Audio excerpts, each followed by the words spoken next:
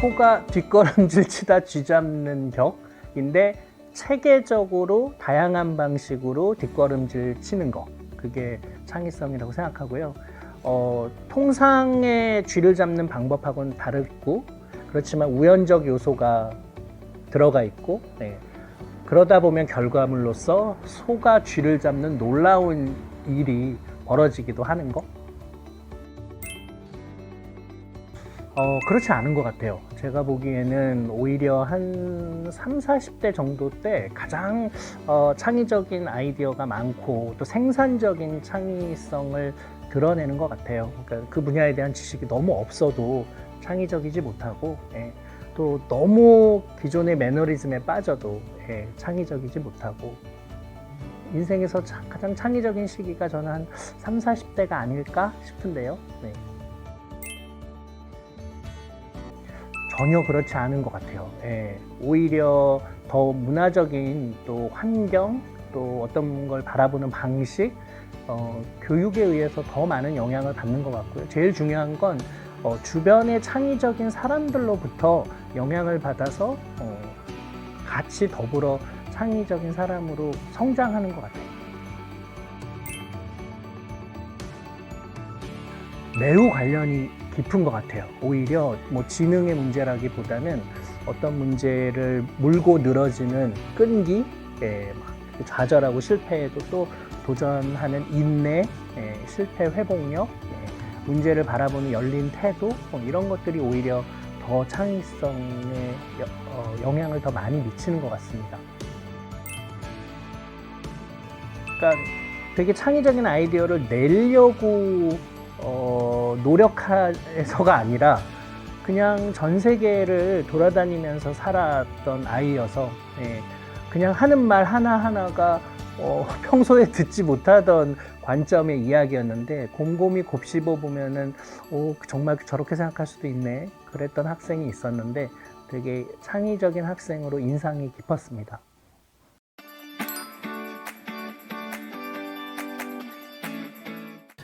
오늘은 창의성에 관한 얘기를 해보려고 하는데요. 제가 개인적으로 겪었던 경험을 공유해 드리는 걸로 시작을 하겠습니다.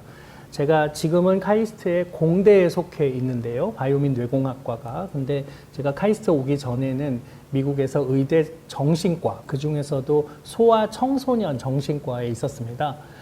미국은 의대 교수가 한 100명, 그러니까 정신과에만 교수가 한 100명쯤 있는데 그 중에 절반 정도는 의대를 나온 환자를 보는 그런 MD들이고요. 한 절반 정도는 환자를 연구하고 데이터를 분석하는 저 같은 PhD들이 있습니다.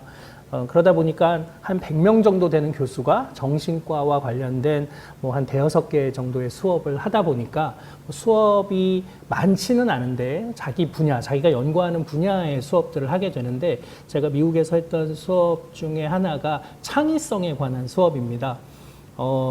아시다시피 정신질환을 겪고 있는 예술가들이 굉장히 많죠.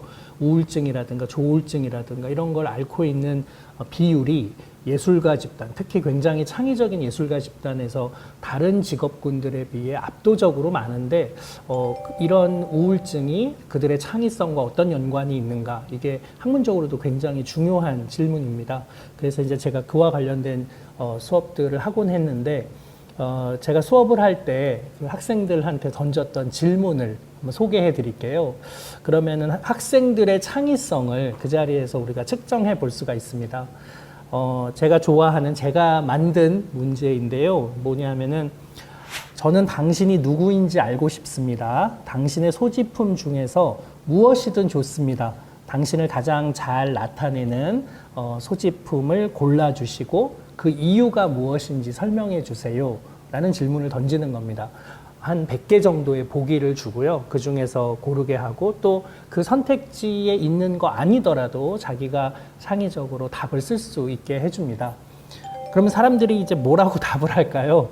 보면은 굉장히 다양한 답들이 많이 나오는데, 자기를 잘 나타내는, 또 자기가 굉장히 자주 사용하는, 자기가 좋아하는 물건이나 제품들을 이야기하기도 하고요. 예를 들어서 가장 많이 선택된 답은 구두나 가방, 또 직접적으로 자기를 소개해주는 명함이나 뭐 주민등록증 같은 그런 신분증 혹은 가족 사진, 요즘 같았으면은 스마트폰이나 뭐 시계나 다이어리 같은 나를 잘 내밀하게 소개해주는 제품들이 사람들이 가장 많이 꼽는 것들입니다. 가장 창의성이 없는 대답이 제가 보기에는 주민등록증이나 명함 같은 걸 것 같은데요. 반면에 창의적인 사람들은 이제 어떤 걸 꼽느냐 하면 제가 지금 이 던진 질문에 대해서 굉장히 다른 방식으로 받아들입니다. 그러니까 내가 지금 가지고, 보통의 사람들은 내가 지금 가지고 있는 것 중에서 뭐가 날 잘 나타내지 하면서 제일 먼저 주머니 속이나 구두, 가방 같은 곳 안에 있는 물건들을 머릿속으로 떠올려 보고 이게 날 잘 나타내나 뭐 이게 잘 나타내나 이러면서 이제 지갑 안에 들어있는 물건이나 뭐 읽고 있던 책, 다이어리, 명함이나 신분증 이제 이런 것들을 떠올리는 거죠. 이제 그러다 보니까 그 떠올리는 물품들이 굉장히 한정되어 있고 사람들마다 되게 비슷한 제품들을 떠올립니다. 창의적인 사람들은 자신의 경험을 그 제품 안에 투영하려고 하고요. 자라온 환경이나 최근의 일상을 좀 더 초점을 맞추거나 아니면 가족들 또 친구들 이런 인간 관계를 굉장히 잘 나타내는 소지품에 좀 더 주목하는 경향이 있습니다. 뭐 어떤 연상되는 물건들이나 이야기가 들어있는 물건들을 이야기하는 사람들이 아주 많았습니다. 제가 특히 이제 인상적이었던 건 제 수업을 듣는 아주 나이가 지긋하신 같은 의대 교수님이셨는데 제가 이제 그 교수님께 교수님은 어떤 물건을 꼽으셨습니까? 라고 여쭤봤더니 그분이 덴처라고 답을 하시는 거예요. 근데 제가 당시에 덴처가 뭔지 몰랐어요. 그래서 이제 모른다고 말하기가 민망해서 그러시냐고 좋은 아이디어 같다고. 근데 왜 그걸 꼽으셨느냐 이렇게 여쭤봤더니 그분이 하신 말씀의 맥락으로 이제 바로 이해할 수가 있었는데 덴처가 틀니였어요. 근데 이분이 그 틀니를 나를 잘 나타내는 거라고 말씀을 하시면서 뭐라고 설명을 하셨냐 하면은 This is a history of what I ate for last 20 years. 내가 지난 20년간 무엇을 먹었는지에 관한 역사이고 This will be my friend to share what I'm gonna eat for the next 20 years. 앞으로 20년간 내가 뭔가를 먹을 텐데 그걸 나랑 같이 나눠 먹을 친구다. 그렇게 얘기를 하시는데 제가 너무 감동한 거예요. 어떻게 이런 얘기를, 이런 질문을 듣고 이렇게 얘기할 수 있지? 그리고 보통 당신이 가지고 있는 물건 중에 고르라고 할 때 내가 끼고 있는 틀니를 생각하기가 쉽지가 않은데 그리고 그 이유도 너무 문학적으로 표현을 하고 계셔가지고 나도 나중에 이런 식으로 답을 할 걸. 누가 물어보면 이렇게 대답해야지. 이제 그런 생각을 했던 순간이었어요. 진짜 창의적인 사람들은 이 문제를 굉장히 다른 방식으로 보는구나. 그러니까 무슨 뜻이냐면 내가 가지고 있는 물건 중에 나를 나타내는 걸 고르면 방향이 가방이나 주머니로 갈 수밖에 없지만 내가 어떤 사람인지를 먼저 생각한 다음에 그거랑 가장 가까운 물건들은 무엇이지를 생각하면 우리가 훨씬 더 넓은 방향에서 다양한 소지품들을 떠올릴 수 있고 심지어 지금 소지하고 있지 않더라도 내 방에 있는 물건, 내 오피스에 있는 물건들을 떠올릴 수가 있는 거죠. 제가 그때 너무 좋은 경험을 가지고 있어서 카이스트에 와서 카이스트에서도 창의성과 관련된 워크숍을 진행한 적이 있습니다. 그리고 이제 학생들한테 똑같은 질문을 줬죠. 너희들을 제일 잘 나타내는 물건을 쓰고 왜 그 물건인지를 설명해 보라고. 카이스트 학생들이 이제 뭘 썼겠습니까? 다들 테크에 민감한 테크사비 너드들인 거죠. 그러다 보니까 이제 자기를 잘 설명하는 뭐 아이패드나 뭐 그런 수많은 그 전자기기, 스마트 기기들 뭐 이런 것들을 이제 많이 꼽고 그랬겠죠. 제가 그 학생들한테 얘기를 해줬어요. 미국에서 내가 이런 일이 있었고 그때 나이 지긋하신 의대 선생님께서 덴처를, 틀니를 이야기를 하셨다라고 제가 이야기를 해줬더니 학생들이 와 하면서 이제 감동을 한 거예요. 근데 재미있는 현상은 이제 그 다음 해에 제가 똑같은 질문을 학생들한테 던졌는데 학생들이 다르게 답하기 시작한 거예요. 네. 예를 들면 구두라고 얘기를 하면서 왜 구두냐 그랬더니 이 구두는 제가 지난 5년간 나와 함께 걸어온 동반자이며 앞으로 5년간 함께 길을 걸어갈 친구다. 이런 류의 얘기들을 하기 시작한 거예요. 그래서 아니 이게 어떻게 된 거지? 애들이 왜 답이 달라졌지? 라고 보니까 작년에 그 수업을 들었던 학생들이 카리스트는 기숙사 생활을 하니까 기숙사에서 그때 정재승 교수가 이런 질문을 했는데 누군가가 이렇게 대답을 했다. 라는 이야기를 들은 거죠. 그리고 그렇구나. 재밌게 한번 웃고 다음 해가 돼서 똑같은 질문을 그 수업에서 내가 받았는데 나는 틀리라고 쓸 수는 없잖아요. 그러니까 아주 창의적인 대답을 변형해서 자기의 관점으로 대답을 하는 학생들이 이제 나오기 시작한 거죠. 그리고 그 대답은 아마도 그 이야기를 듣지 않았다면 나오지 않았을 소지품이거나 이유였겠죠. 제가 오늘 여러분들께 드리려는 이야기도 이제 이런 이야기입니다. 창의성은 학습이 가능한가요? 창의성은 교육으로 얻을 수 있는 거냐? 의심하시는 선생님들이 되게 많으실 것 같아요. 그거는 타고난 재능일 것 같고 가르치기 힘들 것 같고 그리고 심지어 내가 창의적이지 않은데 다른 사람들에게 어떻게 창의성을 북돋을 수 있을까? 그리고 그게 한 가지 방식이 아닌데 모든 사람들이 다른 방식으로 답해야 하는 것을 같은 공간 안에서 어떻게 독려할 것이냐?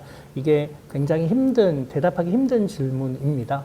근데 창의성이라는 건 굉장히 문화적이고 사회적인 개념이고요. 절대적인 뇌의 능력이 아닙니다. 그렇기 때문에 어떤 사회에서 어떤 방식으로 정보들을 받아들이고 세상에 토해내느냐에 따라서 똑같은 생각이라도 굉장히 창의적일 수 있고 또 어떤 문화에서는 별로 창의적이지 않을 수 있는 거죠. 창의성을 큰 틀에서 정의해 보자면 어떤 문제를 해결하는데 기존에 있는 일반적인 방식과는 다른 방식으로 문제를 해결하는데 기존에 있는 루틴한 방식보다 더 나은 성과를 얻으면 우리가 그것을 창의적이라고 말할 수 있습니다. 그러니까 심지어는 대한민국 학생들은 천편일률적인 우리나라 교육을 받아서 별로 창의적이지 않아 이렇게 생각하시겠지만 우리나라에서 교육을 받은 학생이 굉장히 다른 나라에 가서 우리나라에서 공부했던 방식으로 공부를 하는데 그 나라 학생들과는 좀 더 나은 성과를 얻는다면 그 나라 사람들은 한국에서 온 학생이 굉장히 창의적이라고 얘기할 겁니다. 그러니까 창의성이라는 건 상당히 문화적이고 사회적인 거죠. 그리고 어떤 절대적인 가치가 있는 것이 아니고 다른 사람들과 구별되어 생각하려는 노력이 창의성을 만들 수 있고요. 그렇기 때문에 심지어 창의성은 혼자 고립돼서는 얻을 수 없는 것이고 끊임없이 다른 사람의 생각들을 받아들이고 그리고 그것을 변형하고 흉내내긴 하지만 또 내 나름의 방식으로 소화해서 세상에 토해낼 때 사실은 창의성이 얻어지는 거죠. 그런 맥락에서 창의성은 교실 같은 다른 사람들과 함께 있는 집단 공간 안에서 교육돼야 하고요. 끊임없이 다른 사람의 생각들을 받아들여야 하고 또 그 생각들을 나만의 방식으로 변형하는 연습이 필요한 학습과 교육의 대상이라고 할 수 있습니다. 수업 시간에 창의적인 교육을 해야 된다 이런 얘기 많이 하실 테고 또 요구도 받으실 텐데 최근 들어서 아마 우리 사회에서 선생님들께 가장 큰 부담을 주는 교육도 아마 이 창의성 교육이 아닐까 싶어요. 점점 우리 사회가 지식 기반 사회로 가는데 지식을 추격형으로 그냥 빨리 받아들여서 해외 성공 사례를 효율적으로 구현하는 것을 넘어서서 이제는 우리 스스로가 지식을 창출해야 되는 아무도 가지 않는 길을 가본 학생을 또 어른을 세상에 내보내야 되기 때문에 창의성 교육이 무엇보다 필요한데 그래서 미래 사회에서 가장 필요한 지식이 뭐냐라고 조사를 해보면 굉장히 많은 곳에서 창의성 교육을 첫 번째로 꼽고 있습니다. 뭐 조사 하나를 제가 소개해 드리자면은 독일 교육연구부에서 전문가들을 대상으로 델파이 조사를 한 게 있는데 앞으로 전문가들이 우리 사회를 이끌 전문가들이 갖춰야 될 가장 중요한 능력이 뭐냐라고 하는 질문에 일반적으로 어떤 방법을 도구적인 방법들을 알고 있는 능력보다 우리가 가지 않은 한 번도 시도해 보지 않은 것들을 시도하면서 아주 중요한 문제를 푸는 이런 능력들이 너무나 필요하다고 전문가들이 다 대답하고 있습니다. 21세기형 창조적인 리더라고 하면은 기본적으로는 그 분야에 대한 전문적인 식견이나 능력도 있어야 될 거고요. 아마 리더십도 가지고 있어야 될 텐데 더 중요한 거는 20세기형 질문이 아니라 21세기형 지금 현재 우리 사회에 굉장히 중요한 질문이 무엇인지를 이해하고 그 핵심이 무엇인지 빨리 파악하고 그것의 솔루션을 세상에 내놓는 이런 형태의 인재일 것 같고요. 20세기가 분야를 나누고 분절해서 분석해서 핵심을 이해하려고 했다면 21세기는 이제 그런 것들을 다시 통합해서 큰 틀에서 바라보는 그런 식견을 가진 리더를 우리 사회가 배출해야 할 것 같습니다. 특히나 과학 분야에서의 창의성은 그런 능력들을 훨씬 더 많이 요구하거든요. 뭐 예를 들면 아주 새로운 인지적인 틀에서 기존과는 다른 아이디어를 제시한다거나 또 기존의 이론을 자극하는 그리고 심지어는 부정할 수도 있는 새로운 경험적인 현상을 발견하기도 하고 이론적인 관점을 제시하기도 하는 이제 이런 새로운 방법론을 보여주는 인재를 우리가 길러야 되겠죠. 네. 근데 그런 사람들이 되게 필요한데 계속 반성의 시간을 갖는 이유는 지금 현재 학교 현장에서 학생들을 가르칠 때 그런 맥락을 충분히 반영하지 못한 교육과정들이 많기 때문일 겁니다. 지금 현재 교육과정은 좀 정형화된 지식의 반복 학습을 통해서 잘 정량화하고 학생들을 한 줄 세우고 또 답이 다양하게 있는 문제가 아니라 수렴적 사고를 할 수밖에 없는 답이 하나로 잘 정의되거나 또 그 정답을 요구하는 교과 내용을 가르칠 수밖에 없어서 상대적으로 창의성을 수업 시간 안에 담아내기가 좀 어렵고요. 게다가 창의성을 어떻게 측정할 것이냐, 평가하기 위한 타당한 준거나 방법도 아직은 마련되어 있지 않아서 많은 선생님들이 좀 어려움을 겪고 계신 것 같습니다.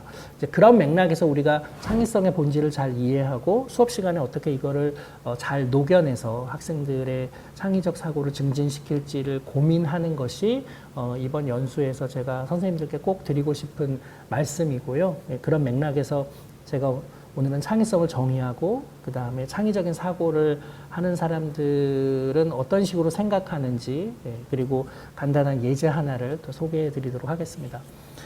그 창의성이야말로 사실 어떻게 정의하느냐가 쉽지 않고 굉장히 다양한 방식으로 정의가 가능한 그런 능력일 텐데 그냥 널리 많은 사람들에게 받아들여지는 몇 가지 정의를 제가 먼저 소개해 드린 다음에 그 정의를 바탕으로 해서 창의성에 대한 논의를 진행해 보겠습니다. 아까 말씀드린 대로 창의성은 기존의 방식과는 다른 방식으로 문제를 해결하는데 더 나은 결과를 내는 것이라고 말씀드렸는데 이렇게만 정의하면 창의성을 너무 문제 해결 중심으로만 생각하는 거 아닌가? 라고 비판할 수 있습니다. 왜냐하면 창의성이라는 건 꼭 어떤 문제를 해결하지 않더라도 상황을 굉장히 다르게 보거나 주목하지 않았던 현상을 발견하는 일까지도 사실은 그리고 더 깊은 이해와 세상에 대한 본질에 접근할 수 있다면 우리가 창의적인 사고라고 말할 수 있어야 되는 거죠. 그래서 그런 맥락으로 좀 크게 접근을 해보자면 그것이 무엇이든 간에 기존에 있는 생각하고는 좀 다르게 새롭고 그리고 뭐 가능하다면 좀 유용할 수 있고 그리고 결과물도 더 높은 퀄리티를 품질을 나타내는 그런 생각일 수도 있고 제품일 수도 있고 관점일 수도 있는 그런 것들을 내놓는 능력을 말하고요. 그 다음에 기존에 있는 당면 과제를 해결하는 것도 중요하고 심지어는 기존의 정보를 해체하거나 아니면 새로운 방식으로 조립해서 문제에 대한 새로운 이해를 돕는다면 그것까지도 우리가 창의성이라고 품을 수 있을 겁니다.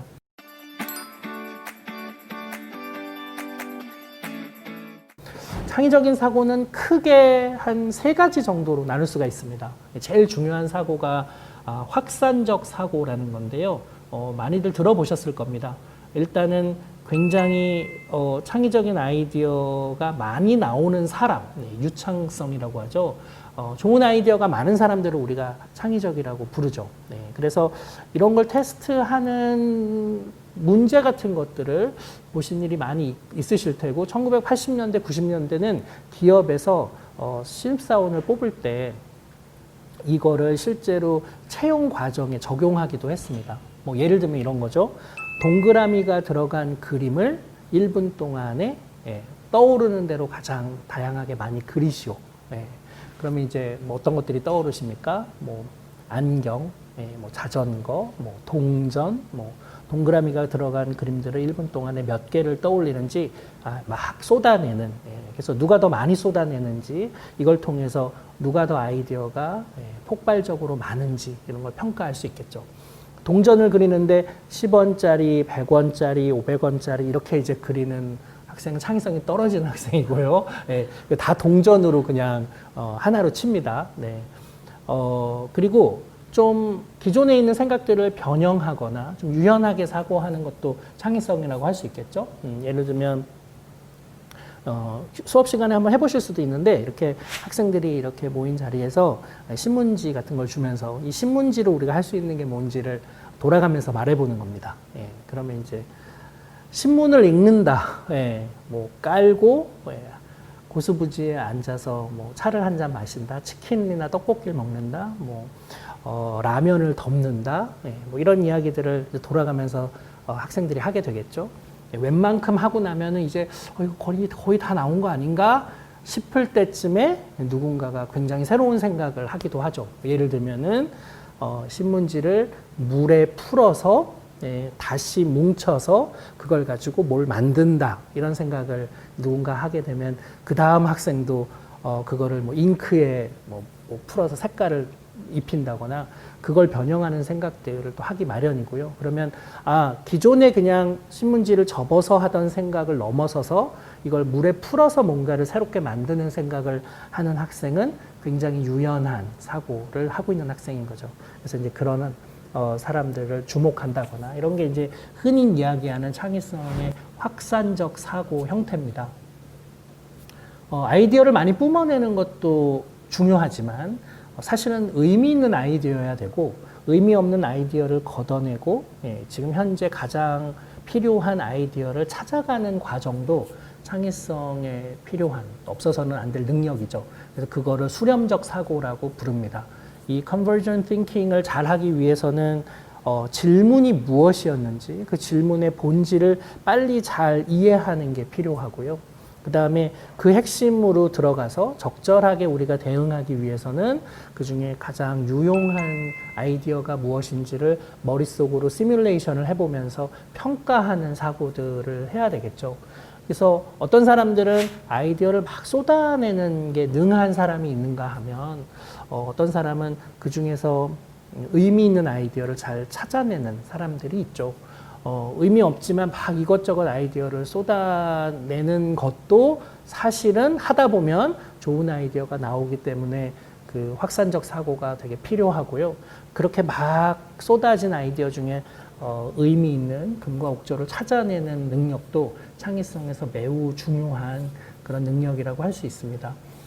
그 두 가지 생각이 사실은 서로 연결되어 있기도 하고요. 그리고 반드시 이제 이렇게 많은 아이디어를 쏟아내는 형태로만 창의적인 사고가 길러지는 것은 아닙니다.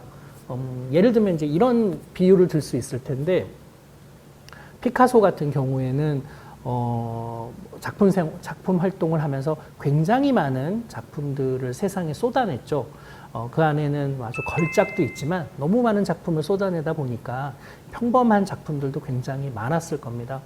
근데 정말로 그 사람을 유명하게 만든 건 그 걸작들인데 이 걸작들이 그냥 평범하다고 생각되는 그 작품들 없이 나올 수 있었느냐 하면 그는 이렇게 무언가를 계속 표현하고 뿜어내는 그 과정에서 내가 주체할 수 없는 이 아이디어를 뿜어내는 과정에서 나도 모르게 가끔 좋은 아이디어가 나왔던 것이지 내가 머릿속으로 선별해서 좋은 결과들만 세상에 내놓으려고 했다고 하면은 이런 작품을 만들 수 없었을 거라고 피카소는 얘기한 바가 있습니다. 그러니까 그런 걸 생각하면은 피카소는 굉장히 다이버전 띵킹을 확산적 사고를 하는 사람이었던 거죠.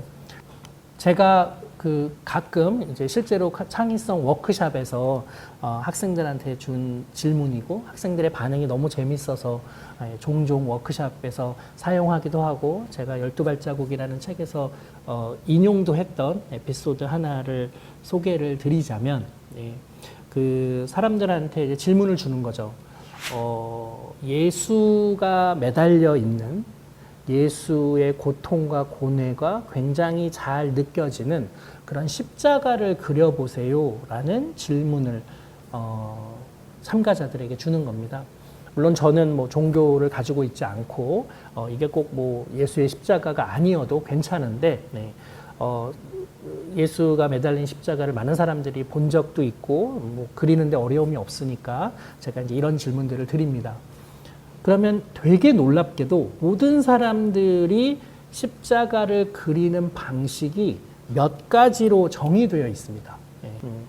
근데 제가 개인적으로 되게 놀라웠던 경험이 있는데 스코틀랜드의 글라스고우라는 도시에 가면은 켈빈 그로브 아트 갤러리라는 미술관이 있어요. 스코틀랜드에서 가장 유명한 미술관이기도 하고 그 미술관에는 스코틀랜드가 가지고 있는 작품 중에서 가장 훌륭한 살바도르 달리가 그린 십자가가 있습니다.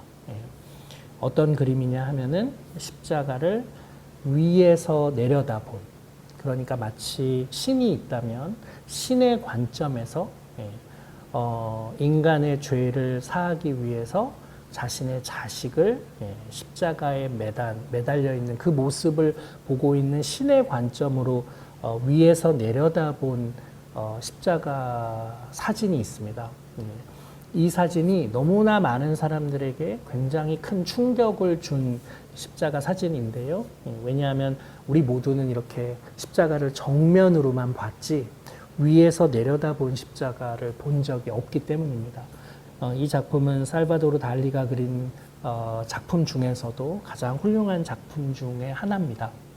저도 이 작품 앞에 서가지고 한참을 멍하니 마치 뒤통수를 한 대 얻어맞은 것처럼 이 작품을 본 적이 있습니다. 근데 재밌는 것은 지금 이 질문, 십자가를 한번 그려보세요 라는 질문은 제가 만들었기 때문에 아마 누군가 똑같은 질문을 여러분들이 어디선가 받을 일이 없으실 텐데 만약에 이 연수를 마치고 여러분들이 일요일에 혹여 교회를 다니시는 분이 계시다면 원래 다니시던 교회, 동네의 교회를 가셨는데 목사님이 놀랍게도 저랑 똑같은 질문을 했다고 가정해 봅시다. 오늘 여러분 한번 십자가를, 예수의 고통이 절절히 느껴지는 십자가를 한번 그려보세요 라는 질문을 여러분들이 받았다고 가정해 봅시다. 여러분들은 어떤 십자가를 그리시겠습니까? 그냥 평소처럼 정면에서 본 예수가 매달려 있는 십자가를 그리실까요?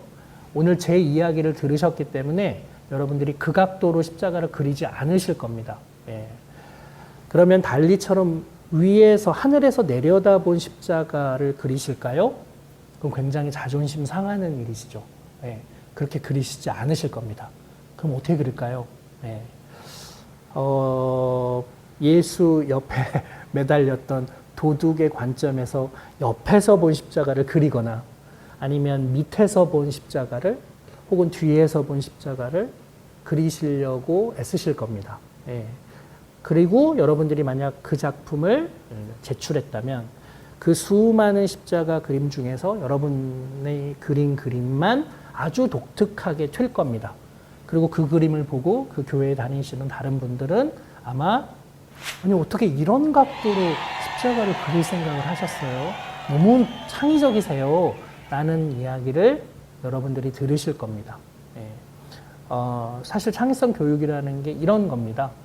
많은 사람들이 함께 아이디어를 공유하는데 나와 다른 생각을 하는 사람들의 이야기들을 들으면서 내 아이디어를 끊임없이 고치고 관점을 달리하고 그렇지만 똑같이 흉내내지는 않으면서 새롭게 소화하려는 것.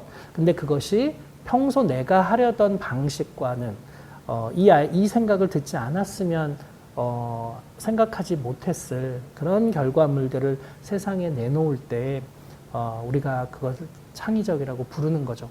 우리가 다음 세대에게 가르쳐줘야 될 것은 끊임없이 그들로 하여금 확산적 사고를 통해서 다양한 아이디어를 생각해보게 하고 서로가 머릿속으로 떠올린 생각들을 서로 나누고 와, 그 생각은 너무 훌륭하다 칭찬도 해주고 나도 저런 비슷한 생각을 하려고 애쓰지만 똑같이 하려고는 안 하는 이런 훈련들을 꾸준히 받게 함으로써 세상에 나갈 때쯤 되면은 훨씬 더 창의성이 고양된 그런 어른으로 성장될 것 같습니다.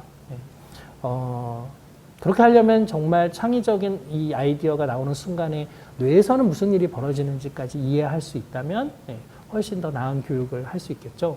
다음 시간에는 그 이야기를 또 이어가도록 하겠습니다.